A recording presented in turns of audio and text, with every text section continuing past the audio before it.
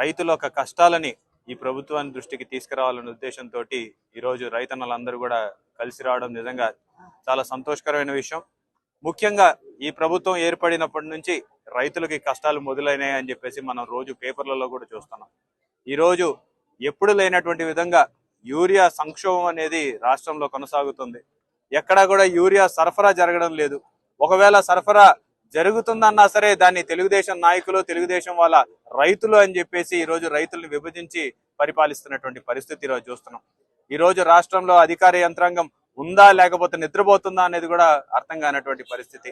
ఎందుకంటే ఏ మీటింగ్ పెట్టినా సరే సాక్షాత్ ముఖ్యమంత్రి మీటింగ్లలో కూడా యూరియా కొరత లేదు అని చెప్పేసి వాళ్ళు చెప్పడం జరుగుతుంది.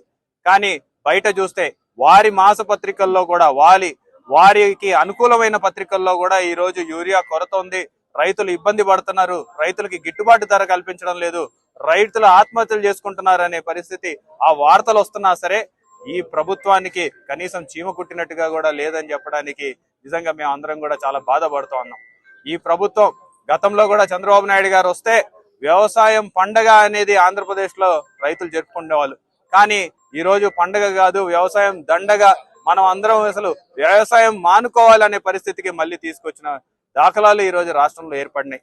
గతంలో కూడా చూసినాం, రైతులు ధర్నాలు చేస్తే బషీర్బాగ్ లో ఏ రకంగా అయితే కాల్పులు జరిపినారో మనందరికి ఇంకా మర్చిపోలేదు.